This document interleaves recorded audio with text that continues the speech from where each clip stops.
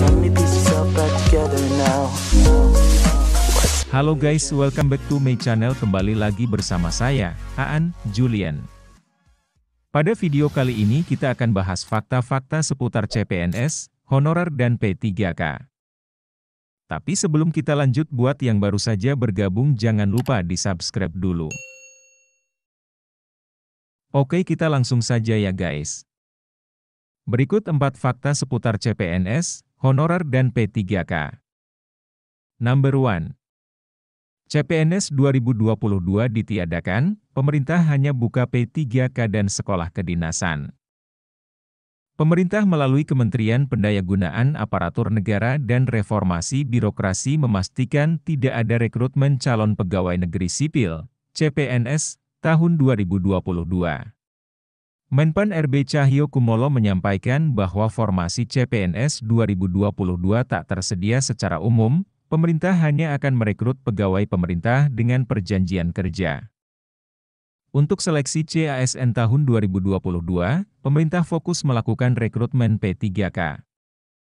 Dan di tahun ini, formasi untuk CPNS tidak tersedia, ujar Cahyo lewat keterangan tertulis, Selasa, 18 Januari 2022.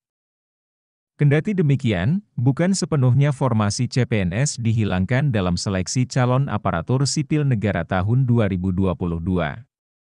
Formasi CPNS masih tetap dibuka melalui skema sekolah kedinasan.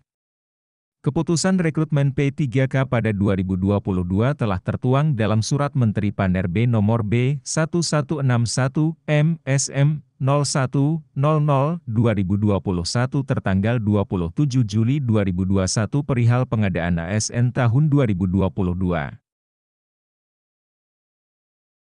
Number 2.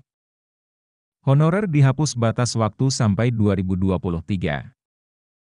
Tenaga honorer di setiap instansi pemerintah tidak akan ada lagi mulai 2023. Kedepan hanya ada 2 kategori status pegawai pemerintahan, yakni pegawai negeri sipil, PNS, dan pegawai pemerintah dengan perjanjian kerja, P3K. Menteri Pendayagunaan Aparatur Negara dan Reformasi Birokrasi Menpan RB Cahyokumolo mengatakan, pegawai non-PNS di instansi pemerintah diberi waktu melaksanakan tugas paling lama hingga 2023. Terkait tenaga honorer, melalui peraturan pemerintah diberikan kesempatan untuk diselesaikan sampai dengan tahun 2023, kata Cahyo kepada wartawan, Selasa, 18 Januari 2022. Number 3. Honorer akan diangkat jadi CPNS dan P3K. PLT Kepala Biro Hukum, Komunikasi, dan Informasi Publik Kemenpan RB, Muhammad Aferroun, mengatakan tenaga honorer yang sudah bekerja di instansi pemerintahan akan diangkat menjadi CPNS.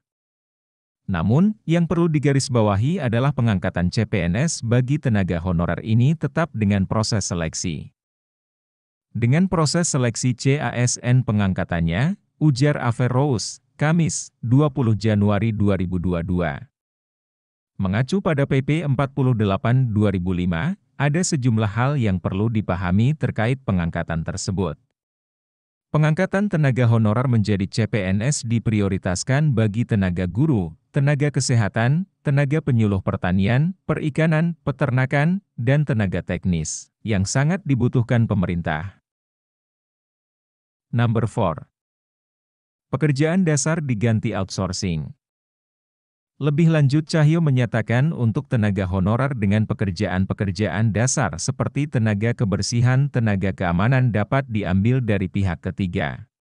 Untuk memenuhi kebutuhan pekerjaan-pekerjaan yang sangat basic seperti cleaning service, security dan lain-lain, disarankan untuk dipenuhi melalui tenaga alih daya, dengan beban biaya umum, dan bukan biaya gaji atau payroll.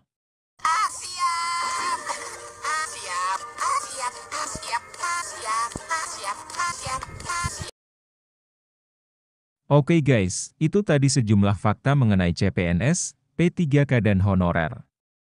Setujukah Anda dengan apa yang dicanangkan pemerintah?